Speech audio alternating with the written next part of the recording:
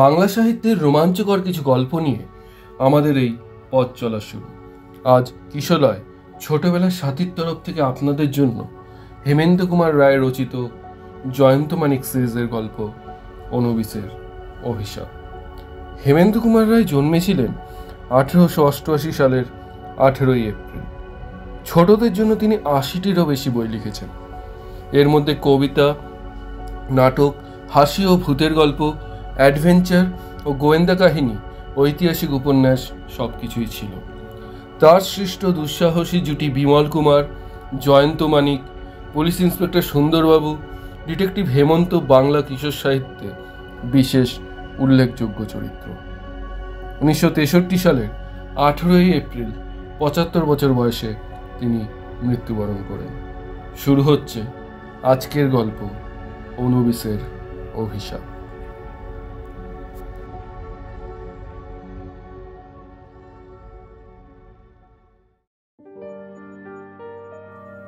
এটা প্রায়ই দেখা যায়। হয়তো বহুকাল রামের পাত্তা নেই, আমিও তাকে ভুলেছিলাম। আচমকা একদিন অকারণেই তার কথা স্মরণ হলো, আর সঙ্গে সঙ্গে রামের দেখা পেলুম পথে ঘাটে বা অন্য কোথাও। আজকের ব্যাপারটাও অনেকটা ওই রকমই। প্রভাতী চায়ের আসর তেমন জমেনি, কারণ সুন্দরবাবুর অনুপস্থিতি।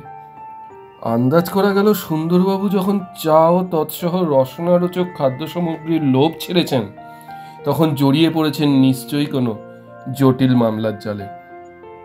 চায়ের পালা চুকিয়ে খবরের কাগজ নিয়ে বসল। দৃষ্টি আকর্ষণ করলো একটা অদ্ভুত ঘটনার বিবরণ। ঘটনাটা ভৌতিক। পুরানো বাড়িতে নতুন ভূতের ওস্তাদি, অর্থাৎ উত্তর কলকাতার একখানা 150 বছরের বুড়ো বাড়িতে হঠাৎ ভূতের ভেলকি খেলা শুরু হয়েছে। বাড়িখানা মস্ত বড়। তার ঘরে ঘরে বাসা বেঁধেছে পূর্ববঙ্গ থেকে ভিটে মাটি ছেড়ে আসা বিভিন্ন উদ্বাস্তু পরিবার। ভূতের হামলা চলছে তাদেরই ওপরে। জয়ন্ত বলল, তাহলে কি অনুমান করতে হবে যে ভূতরাও বাস্তুহারা? কোথাও কোনো রোজা তার আড্ডা ভেঙেছে, আর সেও সোজা এসে মাথা গুঁজেছে বুধবাস্তুদের বাসা বাড়িতে? না জয়, ঠাট্টা নয়। ভূতের পাল্লায় পড়ে এক ব্যক্তি নাকি মারা যেতে যেতে কোনো রকমে বেঁচে গিয়েছেন। পুলিশ খবর পেয়েছে? নিশ্চয়ই, কিন্তু পুলিশ কিছুই করতে পারছেন না। কে যে আততায়ী কেউই জানে না। পুলিশ সদল বলে ঘটনাস্থল ঘিরে বসে আছে, অথচ কোথা থেকে যে রাশি রাশি ইট পাটকেল বৃষ্টি হচ্ছে কেউ তার হদিশ পাচ্ছে না। জয়ন্ত বলল, পুলিশ যদি বিদেহী ভূতকে না খুঁজে দেহী মানুষকে খুঁজতো, তাহলে হয়তো তাকে গ্রেপ্তার করতে পারত। তোমার এমন বিশ্বাসের কারণ? 150 বছরের পুরনো বাড়িতে কেউ কখনো ভূতের গন্ধ পায়নি। সেখানে ভূত আজ হঠাৎ হানা দিতে আসবে কেন? আমি উত্তর দেবার আগেই ভিতরে আচম্বিতে মুখে হুমহাম ও পায়ে দুমদাম শব্দ সৃষ্টি করে ইন্সপেক্টর সুন্দরবাবুর প্রবেশ, এবং তার পিছনে পিছনে আরেক অচেনা ভদ্রলোক। আমি বললুম, কি সুন্দরবাবু, আর চায়ে চুমুক দিতে আসেননি? হঠাৎ এই আশ্চর্য বিরাগের কারণ কি? চায়ে চুমুক দেব বটে, যে ভৌতিক মামলার প্যাসে পড়েছি চিত্ত একেবারে সড়ক গাছ আর কি। আমি বললুম, ভৌতিক মামলা? খবরের কাগজে আজ যার কথা বেরিয়েছে? জয়ন্ত বলল, উদ্বাস্তুদের ওপর বাস্তুহারা ভূতের অত্যাচার? না হে না, এই মামলার সঙ্গে বাস্তুহারা ভূত কি বস্তুতান্ত্রিক মানুষের সঙ্গে কোনো সম্পর্ক নেই? তবে কি আর একটা আনকোড়া ভৌতিক মামলা? কি আশ্চর্য! আজকাল কি লোকে ভূত ধরবার জন্য রোজার বদলে পুলিশ ডাকে নাকি? যেখানে খুনোখুনি হয় বা হবার সম্ভাবনা থাকে সেখানে পুলিশ না ডেকে আর কি করব বলো? খুনি ভূত না মানুষ সেইটা তদন্ত না করলে তো চূড়ান্ত মীমাংসাই হয় না। খুন টুন হয়েছে নাকি? কিছুকাল আগে একটা খুন হয়েছে, আর খুনিও ধরা পড়েনি বটে, তবে আমার এলাকায় নয়। কাজেই তা নিয়ে আপাতত মাথা না ঘামালেও চলবে। কিন্তু সম্প্রতি আমার এলাকায় এক রহস্যময় হত্যাকাণ্ডের তোড়জোড় চলছে। জয়ন্ত বাধা দিয়ে বলল, কিন্তু তার সাথে ভূতের সম্পর্কটা কি? খুনটা যিনি করতে চান তিনি নাকি সেকালের দেবতা বলে পুজো পেয়েছেন। একালের ভাষায় তিনি দেবতা নন, উপদেবতা।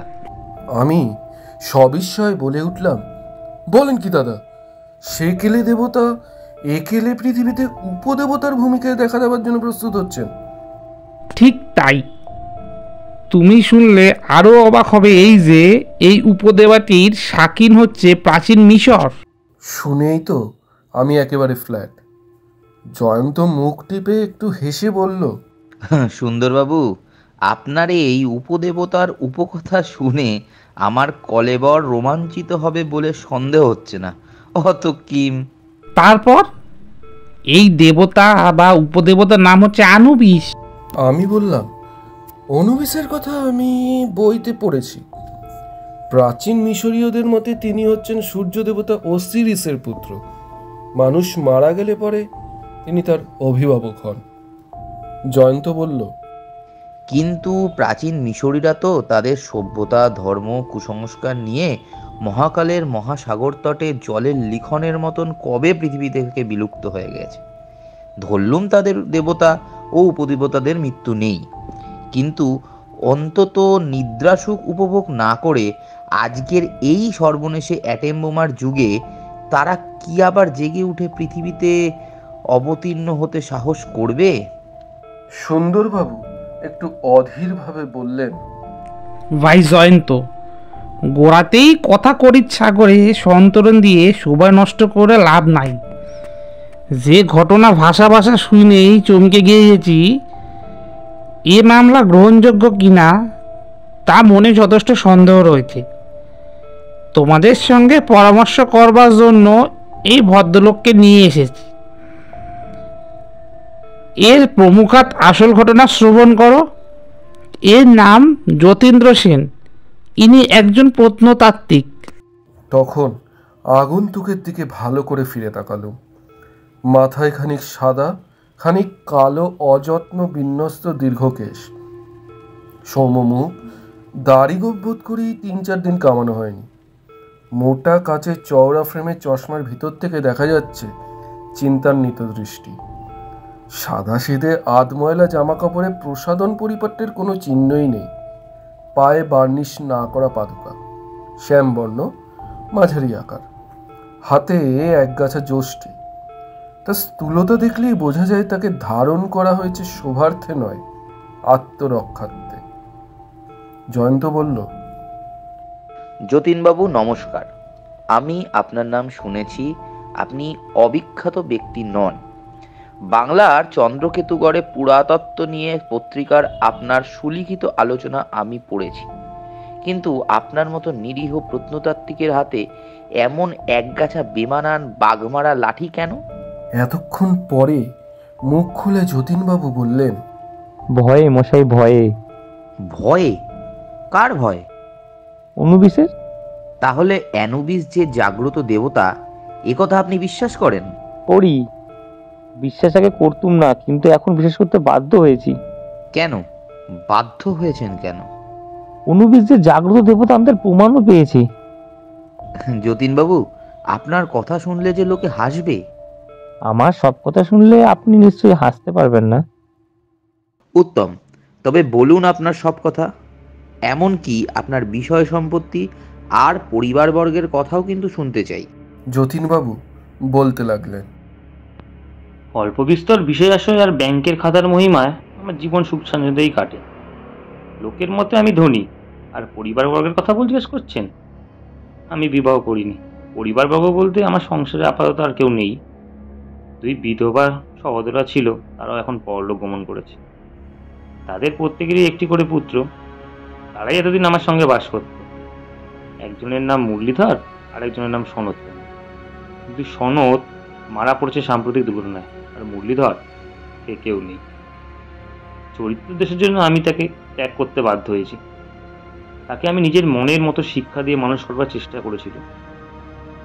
প্রত্যেকের কাজে সে ছিল আমার সহকারী, কিন্তু দিনে দিনে তার মতিগতির অধোগতি দেখে তার সঙ্গে আমি সমস্ত সম্পর্ক তুলে দিয়েছি। আর 4 বৎসর তার মুখ দেখিনি। সেও একরকম নিরুদ্দেশ হয়েই আছে। তবে কারুর কারুর মুখে ভাষা ভাষা খবর পেয়েছি ভবগুরু জীবনযাপন করতে করতে সে এখন নাকি আফ্রিকা কেনিয়া প্রদেশে গিয়ে পড়েছে। কাজেই সংসারে আমি এখন একলা, কিন্তু সেজন্য আমার দুঃখ বা অভিযোগ কিছুই নেই। আমাদের মতো প্রত্নতাত্ত্বিকদের একক জীবনই সুবিধাজনক। এই প্রত্নতত্ত্বের দুর্জয় নেশায় মেতে শিলালিপি, তাম্রলিপি বা প্রাচীন ধ্বংসস্তূপ খোঁজবার জন্য আমাকে দেশে বিদেশে ছুটি করতে হয়েছে। কখনো গিয়েছি উত্তর পশ্চিম ভারতের মহেঞ্জোদারো বা হরপ্পা বা অন্য কোথাও অধুনালুপ্তর প্রাচীন সভ্যতা নষ্টদার করতে। কখনো গিয়েছি আফগানিস্তানে পুরাতন বৌদ্ধ কীর্তিকে বিস্মৃতির গর্ভ থেকে পুনরাবিষ্কারের জন্যে। কখনো বা গিয়েছি আদি সভ্যতার অন্যতম লীলাক্ষেত্র মিশরের নীল নদের তীরে। এই হচ্ছে প্রায় যাযাবর জীবন, সংসার ধর্ম পালনের পক্ষে উপযোগী নয় আদৌ। আমার দুর্ভাগ্যের সূত্রপাত নীল নদের তীরেই, এখানে আকাশ ছোঁয়া পিরামিডের সমাধিস্থিত জড়িত স্বপ্ন কুজ্জটির দিকে চির অনিমেষ নেত্রে তাকিয়ে স্তম্ভিত হয়ে আছে নারসিংহী ফিংসের বিরাট শিলামূর্তি। মিশরের মমি বা মশলার দ্বারা সুরক্ষিত মানুষের মৃতদেহের কথা আজ আর কারোর কাছেই অবিদিত নেই। প্রাচীন মিশরদের মতে এক চরম বিচারের দিনে বিচারকর্তা দেবতার সামনে এই মৃতদেহগুলিকে আবার মন্ত্রশক্তির দ্বারা জীবন্ত করে তোলা হবে। আধুনিক মানুষেরা মিশরের নানা স্থানে কবর খুঁড়ে অসংখ্য মমি আবিষ্কার করেছে। মমি আজ পণ্যে পরিণত হয়েছে। বিভিন্ন দেশের পুরাতত্ত্ববিদরা অসংখ্য মমি ক্রয় করেছেন। কলকাতার জাদুঘরে একটি নারী মূর্তির প্রায় নষ্ট মমি আছে। মেমফিস নামক জায়গায় গিয়ে দেখি এক বহুদূর বিস্তৃত সমাধি ক্ষেত্র। আমার সৌভাগ্য বা দুর্ভাগ্যক্রমে জৈনিক এক ব্যবসায়ীর কাছ থেকে 4000 বৎসরের মমি কিনবার লোভ সামলাতে পারলুম না। খ্রিস্টপূর্ব 2000 বৎসর আগে একাদশ রাজবংশের চতুর্থ মেন্তুহতব যখন মিশরের অধিপতি, তখন তার রাজসভায় ছিলেন এই তানুতামের নামে এক সম্ভ্রান্ত ব্যক্তি। এটি হচ্ছে তারই সেই সুরক্ষিত মৃতদেহ। শোনা যায় মমিকে কবরস্থ করবার আগে পুরোহিতরা এমন জাদুমন্ত্র পড়িতেন যাতে মমি কখনো মন্দীভূত হতো না। ফলে কোনো অবিশ্বাসী ব্যক্তি মমিকে ঠাঁই নাড়া করলে সমূহ বিপদে পড়ত। 1923 খ্রিস্টাব্দে হাওয়ার্ড কার্টার ও তার সাঙ্গপাঙ্গরা রাজা তুতানখামেনের মমি স্থানান্তরিত করেছিলেন। মন্ত্রগুণে সেই দলের প্রধান প্রধান ব্যক্তিরা নাকি মারা পড়েছিলেন অভাবিত ও আকস্মিক দুর্ঘটনায়। পুরোহিত কিংবা দেবতার অভিশাপ কিছু তাদের সঙ্গে সঙ্গে। কিন্তু আমার ধারণা ছিল এসব হচ্ছে বাজে কুসংস্কার। বিশ্বাসের অযোগ্য একজন মিশরী ভদ্রলোক আমাকেও মমি কিনতে মানা করে ভয় দেখেছিলেন যে এই মৃতদেহ মিশরের বাইরে নিয়ে গেলে আমাকে নাকি মারাত্মক বিপদের সম্মুখীন হতে হবে। কিন্তু তার কথা আমি হেসেই উড়িয়ে দিয়েছিলাম। মমিটিকে নিয়ে স্বদেশে ফিরে এসে আমি নিজে সংগ্রহশালা রক্ষা করেছি। দেশে ফেরবার পর প্রথম 6 মাসের মধ্যে কোনো উল্লেখযোগ্য ঘটনাই ঘটেনি। কিন্তু তারপরেই মিশরের রাজধানী কায়রো থেকে আমার কাছে আসে ইংরাজি ভাষায় টাইপরাইটারে লেখা একখানা বেনামি চিঠি। তাতে এই বলে আমাকে সাবধান করে দেওয়া হয় যে আমি যদি 1 মাসের মধ্যে তানুতামেনের মমিকে পুনরায় মিশরে পাঠিয়ে না দিই তবে আমাকে বিষম বিপদে আবর্তে পড়তে হবে। পত্রের তলায় প্রেরকের নামের পরিবর্তে শুধু লেখা ছিল শুভার্থী বন্ধু। কিন্তু তথাকথিত শুভার্থী বন্ধুর উপদেশ মানতে পারিনি। প্রচুর মূল্য দিয়ে মমিটি কিনেছিলুম। কোনো ধাপ্পা বাজার উড়ুচুরিতে ভয় পেয়ে হারাতে রাজি হলুম না। দেখতে দেখতে কেটে গেল 1 মাস। তারপরেই ঘটল প্রথম দুর্ঘটনা। মুরলীধরকে ত্যাগ করবার পর থেকেই আমার দ্বিতীয় ভগ্নীর পুত্র সনত কুমার আমার বাড়িতেই বাস করত। সে ছিল অত্যন্ত সৎস্বভাব, বিনয়ী ও অধ্যয়নশীল। আমার সেবাই ছিল তার পরম আনন্দ। তাকেই আমার সমস্ত সম্পত্তির উত্তরাধিকারী করব, এটাই ছিল আমার মনের ইচ্ছা। কিন্তু আমার মনের ইচ্ছা ব্যর্থ হয়েছে।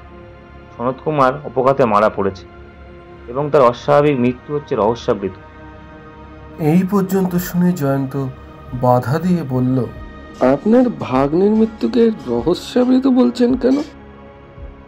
কারণ তার সঙ্গে অপার্থিব ব্যাপারে সম্পর্ক আছে। অপার্থিব ব্যাপার বলতে আপনি কি বোঝেন জানি না, কিন্তু আমি এখানে কয়েকটি প্রশ্ন করতে চাই।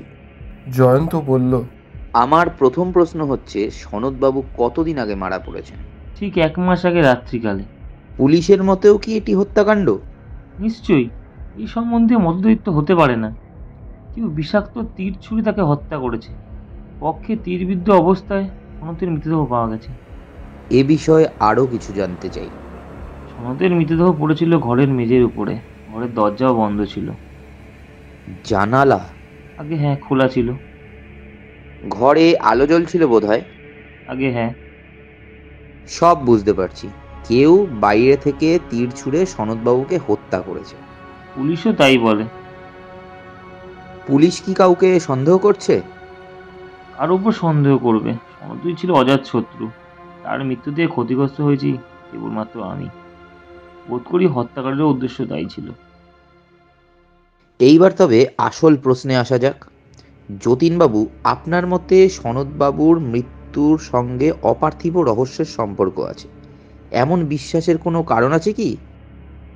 প্রথমত, সনদের বুকে যে তীরগাছা বিদ্ধ ছিল তা আধুনিক নয়। হাজার হাজার বৎসর আগে প্রাচীন মিশরীরা এইরকম তীর ব্যবহার করত। সেরকম অনেক তীর প্রাচীন ধ্বংসস্তূপের মধ্যে আজও পাওয়া যায়। তারপর? দ্বিতীয়ত, তীরের সঙ্গে সংলগ্ন একখানা কাগজ ছিল, কিন্তু সেখানা সাধারণ কাগজ নয়। তবে? সেকেলে বাঙালিরা লিখবার জন্য ব্যবহার করত তালপাতা।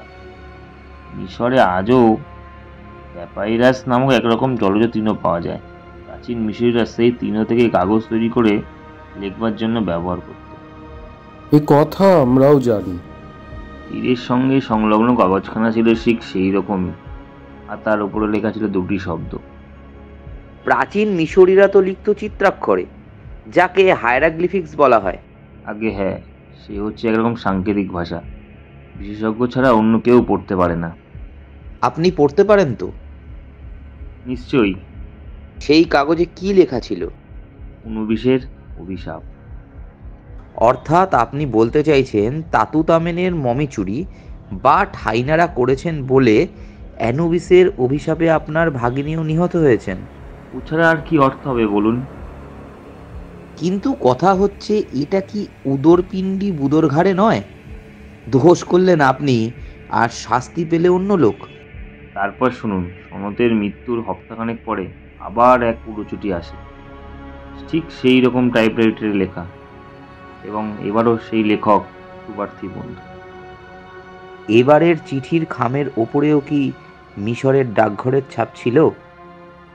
না, কোনো ছাপ থাকবার কথা নয়, কারণ এবারের চিঠিখানা কেউ সহস্তে আমার বাড়ির ডাকবাক্সে ফেলে দিয়ে গেছে।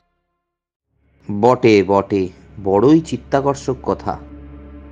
আর এবারের চিঠিতে লেখা ছিল, এখনো সাবধান হন, তানুতামনের মমি যথাস্থানে পাঠিয়ে দিন, নইলে এবারে আপনার নিজের পালা। অনুবেশের সম্পত্তি আপনি হরণ করেছেন, অনুবেশ আপনাকে ক্ষমা করবেন না, আর 7 দিন মাত্র সময় দেওয়া হলো। তাহলে আপনার অভিপ্রায় কি? মমিটাকে আবার মিশরে পাঠিয়ে দেবেন? না না, প্রাণ থাকতে নয়। ওই মমির সঙ্গে চিত্তাক্ষরে লেখা একখানা দলিল পেয়েছি, তাতে বহু দুর্লভ তথ্য আছে, পুরাতত্ত্ববিদদের কাছে যা অমূল্য। তবে নিরাপদ হওয়ার জন্য বসত বাড়ি ছেড়ে আমি নিজের বাগান বাড়িতে চলে এসেছি, কিন্তু এখানে এসেও আবার আমি পেয়েছি বিপদের সাড়া। তাই নাকি? কিন্তু আপনার বিপদের কথা শুনবার আগে আর একটা ছোট্ট কথা জানতে চাই। প্রাচীন মিশরী তীর কিংবা চিত্রাক্ষরে অ্যানুবিসের নাম দেখেই কি আপনি ধরে নিয়েছেন যে এই সব ঘটনার সঙ্গে আছে কোনো অলৌকিক সম্পর্ক? যতীনবাবু জোরে মাথা নাড়া দিয়ে বললেন, না না, নিশ্চয়ই নয়। অলৌকিককে আমি যে দেখেছি। কাকে দেখেছেন? অনুবিশকে। সচক্ষে? আগে হ্যাঁ, সচক্ষে। সে হচ্ছে ভয়াবহ মূর্তি।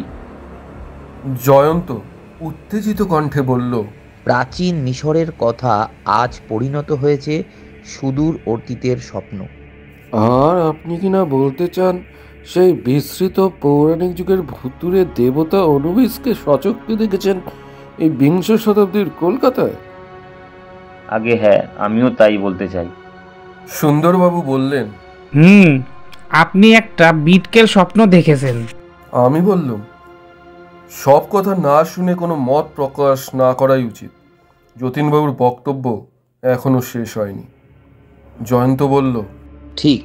যতীনবাবু, এবার আপনার আশ্চর্য দর্শনের কথা শেষ করুন। গতকালকের কথা বলছি। আমার বাগান বাড়ি 1 তলা। চারদিকে 16 বিঘা জমির উপর আছে ফুল ফলের গাছ, লতা পাতার ঝাড়। আলবাদা ছোটোখাটো জমি এবং পুকুর। বাগানে পাঁচিল নেই বটে, কিন্তু মেদি ও তারের বেড়া দিয়ে সব দিক ঘেরা। 4খানি ঘরের একখানিতে আমি শয়ন করি, বাগানের পিছনের মালির এবং ফটকের সামনে দারোয়ানের ঘর। প্রথম রাতটা ছিল গুমট। রাত 12টার পর এক পশলা বৃষ্টি হয়ে বেশ ঠান্ডা পড়ে, কনকনে বাতাসও বইতে থাকে। শীত শীত করে আমার ঘুম ভেঙে যায়। মাথার কাছে জানলাটা বন্ধ করে দেওয়ার জন্য আমি বিছানা থেকে উঠে পড়ি। জানালার কাছে গিয়ে বুঝি তখনও থামেনি ঝুরঝুরে ইলশে ঘুরুনি। এত হালকা যে শব্দ শোনা না গেলেও হাওয়ায় উড়ে এসে গায়ে লাগে। আচম্বিতে নিজম অন্ধকারের বুক চিরে ও আমার চোখে চমক লাগে ঝলকে উঠল এক তীব্র সুদীর্ঘ বিদ্যুৎ শিখা। তারপরেই আকাশ পৃথিবী কাঁপিয়ে গম গম করে কানে বাজতে লাগলো যন্ত্রের গম্ভীর গর্জন। কিন্তু সেই গর্জমান বদধ্বনি শুনতে শুনতেই আরো এক কল্পনাতীত দৃশ্য দেখে আতঙ্কে শিউরে উঠলো আমার অন্তরাত্মা পর্যন্ত। জানলা থেকেই অল্প তফাতেই হাস্যমানা ঝোপের কাছে দাঁড়িয়ে আছে এক অদ্ভুত দীপ্ত চক্ষু মূর্তি। মনের মধ্যে বিদ্যুতের মতোই প্রশ্ন খেলে গেল, কে ও, কে? তারপর কান থেকে বজ্রধ্বনির প্রতিধ্বনি মিলতে না মিলতেই বিছনা থেকে খপ করে একটি টর্চটা তুলে নিয়ে ছেলে ফেলে স্তম্ভিত নেত্রে দেখলুম ওখানে যে দাঁড়িয়ে আছে তার নিকষ কালো মনুষ্য দেহের উপর বিরাজমান প্রকাণ্ড একটা শিকালের মুখ। সেই আশ্চর্য শেয়াল মুখে দপদপ করে জ্বলছিল দুটো নীরব আগুন চোখ। অত্যুক্তি নয়, চোখ দুটো সত্য সত্যই অগ্নিময়, কিন্তু টর্চের আলো জ্বলতেই নিভে গেল সেই চোখের আগুন। আমি সভয়ে চেঁচিয়ে উঠলুম। ধরা পড়েই সেই ভয়ঙ্কর অমানুষিক মূর্তিটা বিকট এক হুঙ্কার দিয়ে অদৃশ্য হয়ে গেল ঝোপের আড়ালে। আমার চিৎকারে লোকজন ছুটে এলো। তারপর শুনতে এলাম কার ধাবমান মোটরের শব্দ। বিহারা ও দারোয়ানরা তন্ন করে খুঁজেও বাগানের বাইরে কাউকে দেখতে পেল না। তারপর বাকি রাতটা কোনো রকমে কাটিয়ে ভোরতেই থানায় এসে হাজির হয়েছি। সব শুনে জয়ন্ত চুপ করে কি ভাবতে লাগলো। সুন্দরবাবু বললেন, বলো তো জয়ন্ত ভাইয়া, এমন উদ্ভট মামলা নিয়ে পুলিশ কি করতে পারে? শিয়াল মুখো আগুন শোকা মানুষকে কো ভূত? কেন বাপু, ভূত কি অন্য কোনো রকম রুদ্রমূর্তি ধারণ করতে পারলে না? দেহ মানুষের, মুখ শিয়ালের, চোখ আগুনের, দেখ যাই নয় তাই। যতীনবাবু বললেন, মশাই, প্রাচীন মিশরের দেবতারা অনুভূতির মুখ ছিল সিগালের। সুন্দরবাবু বললেন, দেবতার এমন যাচ্ছে তাই জানুয়ারি বুদ্ধি হয়? আমি এটা বিশ্বাসই করি না। শিয়াল মুখো দেবতারে আবার কেউ পুজো করে নাকি? কখনো না। যতীনবাবু বললেন, সেকালের মিশরে এমন দেবতা পূজা পেতেন যাদের মুখ ছিল কারুর ভেড়ার, কারুর গরুর, কারুর সিংহ, কারুর বক বা বাজ পাখির মতো। আরে সিসি, এ তো দেবতাদের অপমান। তাহলে আমাদেরও হিন্দুদের তো দোষী বলতে হয়। গণেশের হাতির মতো মুখের কথা তো আমরা ভুলে যাবেন না। তার উপরে আছে নৃসিংহ অবতার।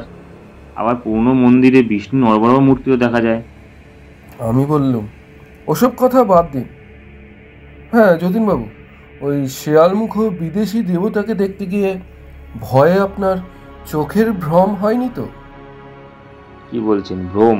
অসম্ভব। প্রাচীন চিত্রে আর ভাস্কর্যে আমি অনুভূতি যেরকম আঁটো ছোট জামা আর বিশেষ ধরনের তৈরি হাঁটুর উপর পর্যন্ত ঝোলানো খাটো কাপড় দেখেছি, আমার বাগানের শেয়ালমুখ মূর্তিটা পরনেও ছিল ঠিক সেই একই রকম পোশাক। মুখ, দেহ, সাজপোশাক সব হুবহু মিলে গেছে। সুন্দরবাবু বললেন, আপনার কথা মানলে তো বলতে হয় ওই যে আনুবিস হচ্ছে মরাদের রক্ষক, অর্থাৎ গোরস্থানের দেবতা। এমন বিচ্ছিরি ভুতুরে দেবতাকে ঘাঁটিয়ে কি লাভ মশাই?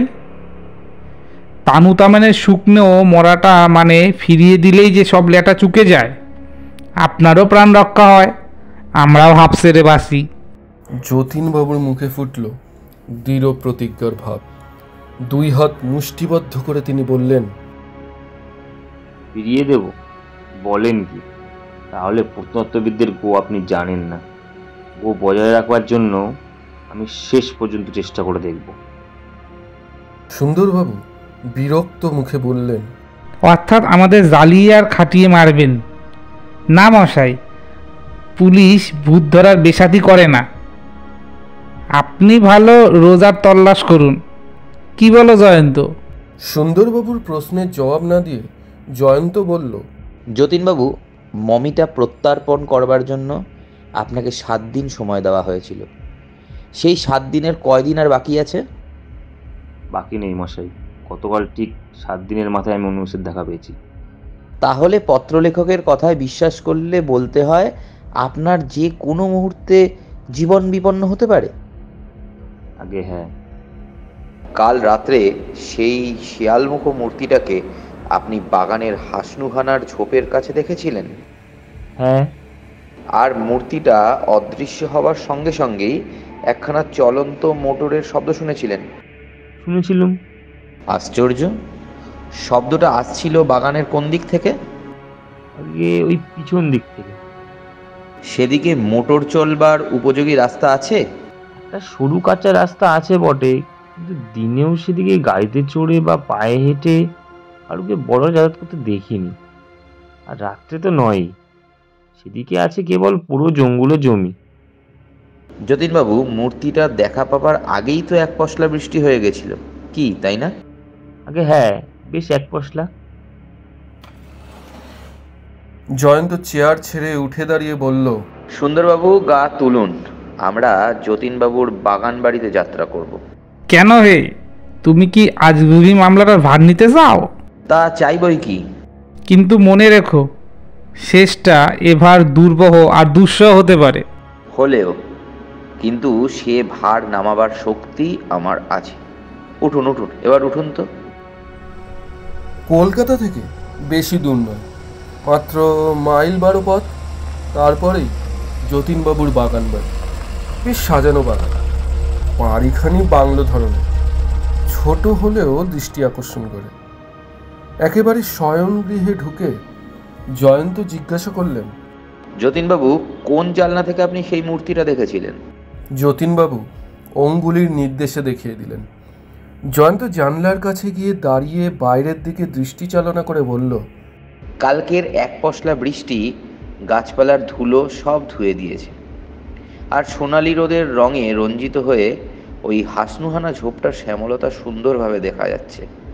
যতীনবাবু, ওইখানেই কি সেই বিভীষিকার আবির্ভাব ঘটেছিল? আগে হ্যাঁ। উত্তম, চলুন তবে ওইখানে। সুন্দরবাবু অধীরভাবে বললেন, মায়া, তুমি কি কখনো ওই ঝোপের মধ্যে কোনো অসম্ভব নরশৃগালকে আবিষ্কার করতে চাও? জয়ন্ত অগ্রসর হতে হতে বলল, দেখা যাক, অন্তত ওখানে কিছু একটা দেখতে পাবো বলেই আশা করছি। জয়ন্ত জবাব দিল না। আমি কিন্তু সুন্দরবাবুর মেজাজকে গরম করবার এমন সুযোগ ছাড়তে পারলাম না। হেসে বললাম, ওখানে অশ্বডিম্ব পাওয়া গেলে আমি তার ওমলেট বানিয়ে আপনার জঠরাগ্নি নেভাবার চেষ্টা করব। সুন্দরবাবু রেগে কটমট করে আমার দিকে তাকিয়ে বললেন, স্থানে অস্থানে তোমার ফাজলামি ভালো লাগে না মানিক। কিন্তু ওমলেট ওমলেট আপনার ভালো লাগে তো? বিশেষ অশ্বডিম্বের ওমলেট, মস্ত বড়। সুন্দরবাবু নিরুত্তর ক্রোধারক্ত মুখে গটগট করে ঘর ছেড়ে বেরিয়ে গেলেন। বাইরে হাসনুহানা ঝোপের কাছে দাঁড়িয়ে এদিকে ওদিকে তাকিয়ে জয়ন্ত বলল, সুন্দরবাবু, এখানে ঘাস জমির উপর দেখবার কিচ্ছু নেই। সেটা আমি এখানে না এলেও ভবিষ্যৎবাণী করতে পারতুম। জয়ন্ত ঝোপের ওপাশে গিয়ে বলল, ঝোপের নিচে আদুর কাঁচা মাটির দিকে তাকিয়ে দেখুন। দেখবো আবার কি চাই? ছাই ভস্য নয়, দেখবেন কারুর একখানা বা পায়ের ছাপ। পায়ের ছাপ? হ্যাঁ, কাল রাতে এখানে যে মূর্তিমান হয়েছিল, যতীনবাবুর চিৎকার শুনে সে তাড়াতাড়ি সরে এসেছিল ঝোপের এইখানে। পায়ের ছাপটা তারই অস্তিত্বের প্রমাণ দিচ্ছে। বিস্মিত সুন্দরবাবুর মুখ দিয়ে আর কোনো শব্দ নির্গত হলো না। জয়ন্ত বলল, মূর্তি আবির্ভাবের কিছুক্ষণ পূর্বেই এক পশলা বৃষ্টি হয়েছিল শুনেছি, আর সেটা শুনেই আমি আন্দাজ করতে পেরেছিলাম যে আগন্তুক বাগানের কোথাও না কোথাও তার আগমনের চিহ্ন রেখে যাবে। তাই তো তাড়াতাড়ি চলে এসেছি। আমি আরো কিছু দেখবার আশা করছি। আরো কি? সেটা পরে দেখা যাবে। আপাতত এই ছাপটাই পর্যবেক্ষণ করুন। এটা হচ্ছে যাকে বলে এক পাটি রবারের জুতোর ছাপ। 7 নম্বরের জুতো হবে। ছাপের নকশা দেখি বলে দেওয়া যায় যে এটা একদম বাটা কোম্পানির জুতো। আচ্ছা যতীনবাবু, বাটা কোম্পানির রবারের জুতো পরে আপনার বাড়িতে এমন কি কেউ আছে? না, কেউ না। সুন্দরবাবু, ছাপটার ছাঁচ তোলবার ব্যবস্থা করবেন। এটা হচ্ছে খুবই মূল্যবান সূত্র, পরে কাজে লাগবে। যতীনবাবু, রাত্রে মোটরের আওয়াজ শুনেছিলেন কোন দিকে? আগে ওই বাগানের পিছন দিকে রাস্তায়। চলুন তবে ওই দিকেই পা চালাই। বাগানে পশ্চাৎ ভাগ, কর্দমাক্ত কাঁচা রাস্তা, তার ওপাশে পোড়ো জমি, এদো পুকুর, আগাছা আর কাটাঝোপ, বাঁশঝাড়, অযত্ন বর্ধিত তাল, নারকেল ও খেজুর প্রভৃতি গাছের ভিড়। বাগান বাড়ির ঠিক পেছনে পথের কাদায় মোটর গাড়ির চাকার দীর্ঘ একটানা রেখা। সুন্দরবাবু বললেন, ফায়ারস্টোন টায়ারের সাপ, এরও ছাঁচ তুলে রাখতে হবে। মোটরখানা যে এইখানে বাগানের বেড়ার ধারে এসে থেমেছিল তাও বোঝা যাচ্ছে। জয়ন্ত বলল, আমি এই ব্যাপারটাই আশা করছিলাম। অতঃপর অনুমান করা যেতে পারে যে এইখানেই গাড়ি থামিয়ে গাড়ির চালক কিংবা তার কোনো সঙ্গী কাল রাতে বেড়া টপকে বাগানের ভিতরে প্রবেশ করেছিল এবং সেই প্রবেশ ছিল অনাধিকার। আচ্ছা যতীনবাবু, আপাতত আপনার প্রতি আমার এই নির্দেশ, আজ আপনি বাড়ির বাইরে মুখ দেখাবেন না। আমি চললুম, সন্ধ্যার সময় আবার আসব। তারপর যা করতে হবে তখনই শুনবেন, কি ঠিক আছে? সুন্দরবাবু, এখানকার কাজ সেরে আমার সঙ্গে দেখা করলে খুব বাধিত হব। কিছু গোপন পরামর্শ আছে। এখন চলি, নমস্কার। সন্ধ্যার মুখেই জয়ন্তর সঙ্গে আমি আবার বাগান বাড়িতে গিয়ে হাজির হলাম। যতীনবাবু একটা ঘরের বাইরের দিককার সব জানলা বন্ধ করে ভয়ে জবুথবু হয়ে বসেছিলেন। আমাদের আবির্ভাবে মুখে হাসি ফুটিয়ে উঠে দাঁড়িয়ে তিনি বললেন, আপনাদের দেখে যেন ধরে প্রাণ এলো। এতক্ষণ একা বসে বসে দিকে দিকে শুনছিলাম যেন অমঙ্গলের ভয়াবহ পদধ্বনি, যেন হাজার হাজার বৎসরের ওপার থেকে মিশরের মৃত্যু স্তব্ধ প্রাচীন সমাধিভূমি ছেড়ে অন্ধকারের কোনো ভয়ঙ্কর বাসিন্দা কত সাগর, নদী, মরু, পর্বত ডিঙিয়ে ধেয়ে আসছে আমারই উদ্দেশ্যে। আমি সহাস্যে বললাম, আপনি যে কবির ভাষায় কথা কইছেন, লোকে ভয়ে কি কবি হয়? যতীনবাবু বললেন, ভয়ে কেউ কবি হয় কিনা জানি না, কিন্তু আদমরা যে হয় তার প্রমাণ হয়তো আমি। জয়ন্ত বলল, অতএব ভয় পাবেন না। আমার হাতে এটা কি দেখেছেন? ওটা তো একটা ব্যাগ, ওর ভেতরে কি আছে? মাথা মুন্ডু একটা কিছু আছেই। মাথা মুন্ডু? ঠিক তাই। সুতরাং এখন বিনা বাক্য ব্যয়ে চলুন আপনার শয়নগৃহে। শয়নগৃহ। জানলার কাছে গিয়ে দাঁড়িয়ে জয়ন্ত বলল, এইবারে এইখানে একটা ছোট টেবিল আর একখানা সোফা এনে রাখুন দেখি। কথা মতো কাজ হলো। এইবারে চাই 2-4টে ছোট বালিশ আর একটা তাকিয়া, একটা জামা আর কিছু ন্যাকড়া। বিস্মিত যতীনবাবু ফরমাস মতো জিনিস সরবরাহ করলেন।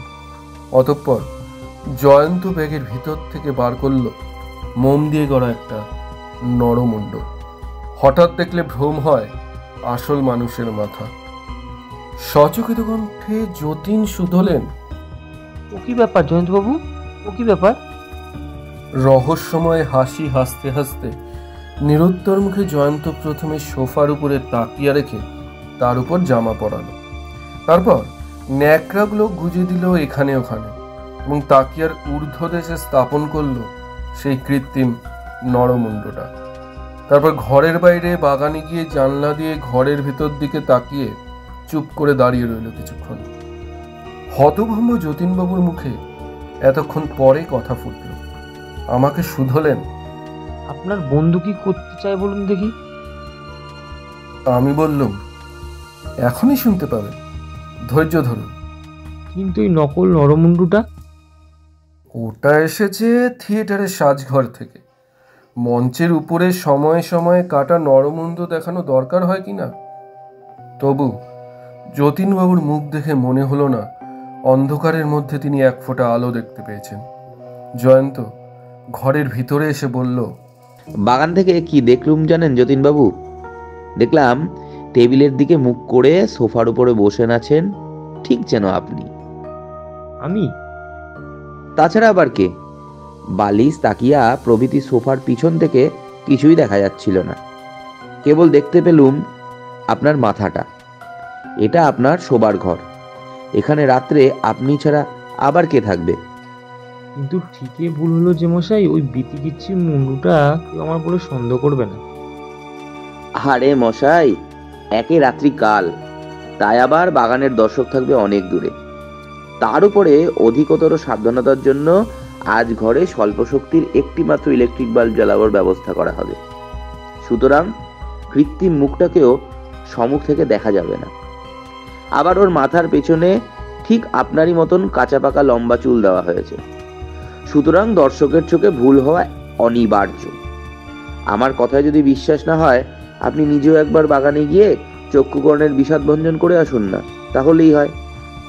যতীনবাবু চোখ কপালে তুলে শিউরে উঠে বললেন, বাপরে, বলেন কি? সন্ধে উতরে গিয়েছে, এই অন্ধকারে আমি যাব বাগানে? সে তবে আত্মহত্যারই সামিল। না মশাই, আমি না দেখেই আপনার কথাতেই বিশ্বাস করছি। কিন্তু আপনার অভিপ্রায়টা তো আমার বোধগম্য হচ্ছে না।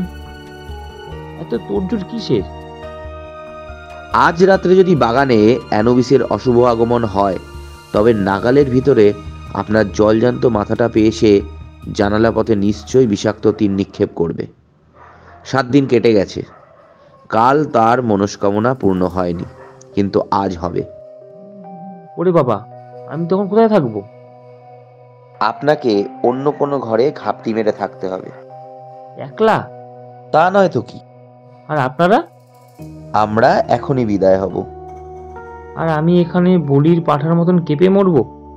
কিংবা আমার হৃদযন্ত্রে ক্রিয়া ফস করে বন্ধ হয়ে যাবে? খাসা ব্যবস্থা। কেন, এখানে আজ কি পুলিশ মোতায়েন রাখা যায় না? না, অ্যানোবিস পুলিশকে ভালোবাসে না। তবে আমরা আবার আসবো বই কি। কিন্তু আমি পটল তোলবার পরে বোধ হয়। আরে ভয় নেই মশাই, ভয় নেই। ভরসাও নেই। যেন স্তম্ভিত হয়ে আছে রাত্রির আত্মা। কৃষ্ণা নিশীথিনীর উষ্ণ নিঃশ্বাস বয়ে যেন বনে বনে মুহুর্মুহু জাগিয়ে তুলছে দুঃসহ যন্ত্রণার আর্ত আকুতি। পথিকহীন পল্লীপথ মনে আনে ভয়ের শিহরণ। কোথাও নেই মানুষের সাড়া। অন্ধ বসুন্ধরা এখন যেন পরিণত হয়েছে অমানুষের বিচরণ ক্ষেত্রে। কোনো কাল ভৈরবের পদার্পণের জন্য মঞ্চ প্রস্তুত হয়ে আছে। যতীনবাবুর বাগান বাড়িও অন্ধকারে আচ্ছন্ন, কেবল একটি ঘর ছাড়া। সেখানে জানলা পথে অনুজ্জ্বল আলোকে দেখা যায় একটি আসনে আসীন মনুষ্য মূর্তি বাইরের দিকে পিছন ফিরে টেবিলের উপর ঝুঁকে পড়ে যেন এক মনে কোনো পুস্তক পাঠ করছে। আচম্বিতে নিশীথে নীরবতাকে ঘর ঘর শব্দে যেন করাত দিয়ে কাটতে কাটতে বাগানবাড়ির নিকটস্থ হয়ে একখানা মোটর গাড়ি হঠাৎ আবার স্তব্ধ হয়ে পড়ল। বাগানের একটা ঝোপ একটু দুলে উঠল, যেন কোনো আসন্ন সম্ভাবনার ইঙ্গিত। কোনো গাছের পত্রান্তরালের জাগলো একাধিক পক্ষীর কাতর চিৎকার, যেন তারা পেয়েছে অভাবিত অপার্থিব অমঙ্গলের সন্ধান। একটা পথচারী কুকুরও হঠাৎ ভয়ার্ত চিৎকার করতে করতে ক্রমে দূরে পালিয়ে গেল। চারিদিকেই কি এক মারাত্মক ষড়যন্ত্রের আভাস। পুকুর পাড় দিয়ে অন্ধকারের চেয়েও কালো কি একটা ভয়ালো অপচ্ছায়া ধীরে ধীরে বাগানবাড়ির আলোর দিকে এগিয়ে চলেছে অত্যন্ত নিঃশব্দে। তার উপর দিকে আধারে মুখ দেখা যায় না, কিন্তু স্পষ্ট দেখা যাচ্ছে দুটো রোমাঞ্চকর অগ্নিময় বিভৎস চক্ষু, নীলাভ দীপ্তি। আলো জ্বালা ঘরের কাজ বরাবর গিয়ে দীপ্ত চক্ষু ছায়া মূর্তিটা হঠাৎ দাঁড়িয়ে পড়ল। কয়েক মুহূর্ত পরে কি একটা শব্দ হলো এবং সঙ্গে সঙ্গে দেখা গেল ঘরের ভিতরকার উপবিষ্ট মনুষ্য মূর্তির মুন্ডটা ঠিকরে পড়ল নিচের দিকে। পর মুহূর্তে তোলপাড় করে উঠল হাসনুহানার ঝোপ এবং সঙ্গে সঙ্গে জাগলো একটি হিংস্র পাশবিক গর্জন। তারপরে বিষম কোস্তাকুস্তি ধস্তাধস্তি মাটির উপরে একটা ভারী দেহ পতনের শব্দ। জয়ন্তর কণ্ঠে শোনা গেল, মানিক, মানিক, তুমি চটপটের হাতে হাত করা পরিয়ে দাও, সঙ্গে দড়িয়ে এনেছি, হতভাগার পা দুটোও বেঁধে ফেলো। তখনও ঘুটঘুটে অন্ধকারে নজর চলে না, কিন্তু দেখা যেতে লাগলো দুটো জল জলে আগুন চোখ। মানুষের নাক পাশে বাধা পড়ল কি কোনো অমানসিক শয়তান? তাও কি সম্ভব? আচমকা বাগানের পিছন দিক থেকে ভেসে এলো দুইবার রিভলভারের শব্দ এবং বহু কণ্ঠের হই হই রই রই, মহাধুন্ধুমার। তারপরেই এক তীক্ষ্ণ বংশীধ্বনি। জয়ন্ত সানন্দে বলল, সুন্দরবাবুর সংকেত শুনেই বুঝেছি আরও কেউ বা কারা ধরা পড়ল। আমাদের ফন্দি সফল। এদিকে হট্টগোল শুনে লণ্ঠনধারী বিয়ারাও যষ্টিধারী দারোয়ানদের সঙ্গে বন্দুকধারী যতীনবাবু হন্তদন্ত হয়ে বাগানে ছুটে এসে উৎকণ্ঠিত স্বরে বলে উঠলেন, কি হলো? কি হলো? এত হট্টগোল কেন? জয়ন্ত হাসি মুখে বলল, হানাদাররা হাতে নাতে ধরা পড়েছে, ওই দেখুন একজনকে। লণ্ঠনের আলোয় দেখা গেল মাটির উপরে লম্বমান হয়ে হাঁপড়ের মতো হাঁপাচ্ছে একটা অদ্ভুত বিজাতীয় পোশাক পরা কৃষ্ণকায় মূর্তি। মুক্তা শ্রীগালের মতো, কিন্তু সেই শ্রীগাল মুখের উপর থেকে নিভে গেছে তখন দপদপে নীলাভ দীপ্তি। যতীনবাবু আতকে উঠে 2 পা পিছিয়ে গিয়ে বললেন, কি সর্বনাশ! জয়ন্ত বলল, সর্বনাশ নয় মশাই, সর্বরক্ষা। ওই দেখুন। সে এক টানে মূর্তির কাঁধের উপর থেকে উপড়ে আনলো মুখ নয়, মুখোশ, শ্রীগাল মুখের মুখোশ। চমৎকৃত যতীনবাবু বলে উঠলেন, এ আবার কি? ছলো না। কে এই লোকটা? চিনতে পারছেন না? একে জীবনে কখনো দেখিনি। এমন সময় ঘটনাস্থলে এসে হাজির হলেন সবেগে ও সদল বলে সুন্দরবাবু। এসেই বলে উঠলেন, এক বেটাকে বাগানের ভেতর পাঠিয়ে দিয়ে আর এক বেটা মোটরে গুম হয়ে বসেছিল। আমরা ধরতে যেতেই বেটা আবার রিভলভারে গুলি ছুটছিল। সিপাই ওটাকে টেনে নিয়ে আয় তো এখানে। গুলি ছোড়া পাজি ছুচো উল্লুক কোথাকার। হাত করিবদ্ধ অবস্থায় যাকে টেনে হিচড়ে কনস্টেবলরা সামনে এনে হাজির করলো, তাকে দেখেই যতীনবাবু বিপুল বিস্ময়ে একেবারে থ। কি যতীনবাবু, একে চেনেন নাকি? এই যে আমার দেশ থেকে ভাগ্নে মুরলীধর। বেরোলো জয়ন্তের রৌপময় শামুক নস্যদানি। খুশি মুখে নাকে নস্য গুজতে গুজতে সে বলল, যা যা আন্দাজ করেছিলুম সব হুবহু মিলে যাচ্ছে। যতীনবাবু, শয়নগৃহে গিয়ে দেখে আসুন, মুরলীধর প্রেরিত দূতের বানাঘাতে আপনার নকল মুন্ডটা এখন মেজের উপর যেন গড়াগড়ি খাচ্ছে। চেয়ে দেখুন, এখানেও পড়ে রয়েছে ওর হস্তচ্যুত ধনুকখানা। যতীনবাবু অভিভূত কণ্ঠে বললেন, এসব কথা আমার বিশ্বাস হচ্ছে না। কিন্তু বিশ্বাস আপনাকে করতেই হবে। শুনুন তবে সব কথা। জয়ন্ত বলল, এই মামলাটাকে গোড়াতে পেঁচালো বলে মনে ধোকা লাগে বটে, কিন্তু অল্প মাথা ঘামালেই না ব্যাপারটা বেশ সহজ হয়ে আসে। প্রথম থেকেই ভূতের কথা আমি একেবারেই উড়িয়ে দিয়েছিলাম। ভূত বিষাক্ত তীর ছুঁড়ে নরহত্যা করছে, ভৌতিক ইতিহাসেও এ কথা কেউ শুনেছে বলে মনে হয় না। বিশেষ সাহায্য নেই কেবল মানুষ খুনি। মানুষ কোনো বন্ধু বা সেক্রেটারি বা টাইপরাইটারের পত্র লিখে কারুকে শাসাচ্ছে, এটাও বড্ড হাস্যকর ব্যাপার। প্রাচীন মিশরের পৌরাণিক প্রেতমূর্তি বা ছায়ামূর্তি পায়ের শব্দ ঢাকবার জন্য বাটা কোম্পানির পরম আধুনিক রবারের জুতো পরে এবং তারা খেলে মোটরে চড়ে টানা লম্বা দেয়, যা ভুতুরে যুক্তিতেও এসব মানা চলে না। কিন্তু বিনা কারণে হত্যা বা নরহত্যার চেষ্টা হয় না। ভূতগঠিত ব্যাপারগুলো যদি অস্বীকার করি, তবে সনত কুমারকে হত্যা আর যতীনবাবুকে মারাত্মক আক্রমণ করার মূলে কোনো উদ্দেশ্য থাকতে পারে কি? নিজের মনের ভেতরেই এই জিজ্ঞাসার জবাব পেলুম। যতীনবাবু ধনী ও নিঃসন্তান। তার সম্পত্তির লোভেই কেউ এইসব কুকার্য করছে। যতীনবাবু ও সনত কুমারের অবর্তমানে সম্পত্তির মালিক হতে পারে কে? নিশ্চয়ই যতীনবাবুর অন্যতম ভাগ্নে ও সনত কুমারের মাস্তুতো ভাই মুরলীধর। তার পরিচয় দিয়েছেন যতীনবাবু স্বয়ং। সে এমন কুচরিত্র ও অমানুষ যে মাতুল তাকে বাড়ি থেকে তাড়িয়ে দিয়ে বিষয় শাসয় থেকে বঞ্চিত করতে বাধ্য হয়েছে। সে এখন নিখোঁজ এবং ভবঘুরে। পরিত্যক্ত হবার আগে সে ছিল মাতুলের প্রিয় পাত্র। যতীনবাবুর কাছেই সে প্রত্নতত্ত্বের অল্প বিস্তর অভিজ্ঞতা অর্জন করেছিল, আর এই তথ্যটা আমার কাছে ছিল যথেষ্ট কার্যকর। আরেকটা উল্লেখযোগ্য তথ্য হচ্ছে, ভাষা ভাষা খবর পাওয়া গিয়েছিল যে মুরলীধর নাকি আফ্রিকার প্রবাসী হয়েছে। আমি আন্দাজ করলুম যে আফ্রিকাতে থাকতে থাকতেই সে হয়তো মাতুলের মমি কেনার কথাটা জানতে পারে, এবং তারপরেই সে শয়তানি বুদ্ধির দ্বারা চালিত হয়ে এই সুযোগ গ্রহণ করে। মমি স্থানান্তরিত করলে মারাত্মক অভিশাপপ্রাপ্ত হতে হয়, এই চলতি কুসংস্কারটাও সে কাজ লাগাতে কিন্তু ছাড়েনি। কিন্তু প্রত্নতত্ত্ব বিশারদ মাতুল যে প্রাণ ভয়ে মমিকে হাতছাড়া করতে রাজি হবেন না, এটা জেনেই সে আট ঘাট বেঁধে কার্যক্ষেত্রে অবতীর্ণ হয়েছিল।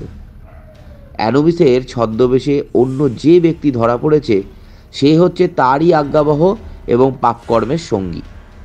খুনির স্বরূপ যদি কেউ ধরে ফেলে, তাই জন্যেই অ্যানুবিসের ছদ্মবেশ আর তার রূপকথার প্রয়োজন হয়েছে। ওর মধ্যে পুলিশকেও বিপথে চালাবার গোপন অভিসন্ধি আছে। আর অগ্নিময় চক্ষুর রহস্য, ওটা হচ্ছে রাসায়নিক প্রক্রিয়ার ফল, অর্থাৎ ফসফরাস গঠিত চালাকি। সহজেই সাধারণ মানুষের চোখ ধাঁধানো যায়। সাদা ফসফরাস, যা অন্ধকারে জ্বলে। আমার আর কোনো বক্তব্য নেই। যতীনবাবুর মুখ দিয়ে কোনো কথা ফুটল না, কেবল কাতরভাবে একটা অব্যক্ত শব্দ করে তিনি অবসন্নের মতো বসে পড়লেন। সুন্দরবাবু বললেন, কথায় কথায় লোকে বলে জমজামাই ভাগনা, তিন নয় আপনা। হায় রে, সেই কথাই দেখতেছি সত্য হয়ে দাঁড়ালো। জয়ন্ত বলল, কথার কথা ছেড়ে দিন সুন্দরবাবু, এমন ভাগ্নে হাজারে একটাও হয় না। আসল কথা কি জানেন? সুজনের স্বজন সর্বজন, কিন্তু দুর্জন কারুকে সুজন বলে মনে করে না। শুনছিলেন অনুবিসের অভিশাপ, রচনা হেমেন্দ্র কুমার রায়। জয়ন্তর চরিত্রে শুভজিৎ, মানিকের চরিত্রে অয়ন, ইন্সপেক্টর সুন্দরের চরিত্রে অঙ্কিত, যতীন্দ্রনাথ সেনের চরিত্রে দীপঙ্কর। শব্দগ্রহণ, সঙ্গীত সংযোজনে আমি অয়ন, পোস্টার ডিজাইনে অঙ্কিতা, নির্দেশনায় টিম কিশলয়। নিজেদের গল্প পাঠান ডেসক্রিপশনে দেওয়া আমাদের মেল আইডিতে। আমাদের সাথে জুড়ে থাকুন ফেসবুক এবং ইনস্টাগ্রামেও, লিঙ্ক ডেসক্রিপশনে। ধন্যবাদ, সাথে থাকবেন। আরও অনেক রহস্য, ভৌতিক, কৌতুক, অলৌকিক গল্প আপনাদের আমরা শোনাবার জন্য প্রস্তুত। দেখা হবে আগামী গল্পে। আজকের মতো বিদায়।